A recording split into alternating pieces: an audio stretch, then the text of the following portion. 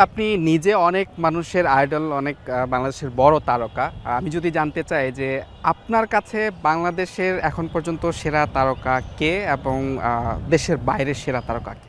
সবাইকেই আমার আইডল মনে করি আমি। কারণ হচ্ছে যে সবাই আমরা বাংলাদেশকে রিপ্রেজেন্ট করি। সো আলাদা করে আসলে কাউকে দেখার কিছু নেই। বাট সবাই আমার কাছে সমান, সবাই আমার কাছে অত্যন্ত গুরুত্বপূর্ণ এবং সবাই আমার কাছে আইডল। এবং দেশের বাইরে যদি বলি সেই ক্ষেত্রে আসলে আমি ইংলিশ প্রিমিয়ার লিগে হয়তোবা একটি ক্লাবের সাপোর্টার। বিশেষ করে আমি ম্যান ইউয়ের সাপোর্টার। হ্যাঁ? ম্যানচেস্টার ইউনাইটেডের সাপোর্টার। যদিও এখন আমার এই খুব অনুষ্ঠান খারাপ দেখে সময় অনেকে যাচ্ছে। হয়তোবা বলবে যে আসলে এখন তো ম্যানচেস্টার ইউনাইটেডের অবস্থা ভালো না, বা এখন অনেকেই বিভিন্ন আমাদের বিশেষ করে তরুণ প্রজন্ম কিন্তু আমাদের ইংলিশ প্রিমিয়ার লিগ বা ইউরোপিয়ান লিগগুলোকে অনেক বেশি ফলো করে।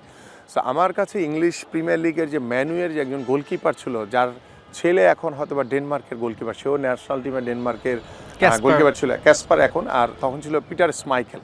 তো সেই গোলকিপারের আসলে আমার কাছে সত্যি একজন আইডল ছিল, কারণ আমি যখন ফুটবল খেলি তখন কিন্তু তার খেলাগুলোকে আমার অসাধারণ মনে হয়েছে এবং তাকে ফলো করতাম আমি।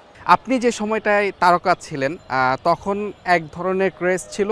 এখন সোশ্যাল মিডিয়ার কারণে এখন যারা তারকা তারা সেটা অনেক বেশি উপভোগ করেন। একটু কি মনের মধ্যে আফসোস হয় যে এই সময়ে যদি আমিনুল তারকা থাকতেন আরও বেশি উপভোগ করতেন? না, সেটা না, আফসোস করি না আমি, বাট আমার কাছে ভালো লাগে। কারণ আমরা আমাদের সময় যেই সুযোগ সুবিধাগুলো আমরা পেয়েছি, সেটা আমার মনে হয় যে এখনকার ফুটবলাররা তার চেয়ে অনেক বেশি সুযোগ সুবিধা পাচ্ছে।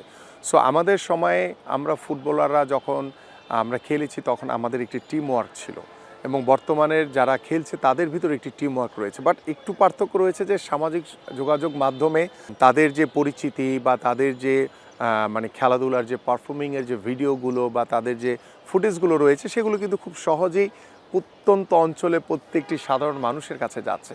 বিশেষ করে আমি যদি বলি, লাইক হামজা চৌধুরী আসার পরে বাংলাদেশের ফুটবলে যে একটি নতুন ক্রেজ তৈরি হয়েছে, এটিকে আমাদের কাজে লাগানো উচিত। এবং আমাদের এখানে জামাল ভুঁইয়া থেকে শুরু করে তারিক কাজী বা আমাদের কিউবা মিসেল রয়েছে, আরও অন্যান্য যারা রয়েছে, যারা বাংলাদেশি বংশোদ্ভূত খেলোয়াড়, তাদেরকে আমরা কাজে লাগিয়ে কিভাবে আমরা আমাদের ফুটবলটাকে এগিয়ে নিয়ে যেতে পারি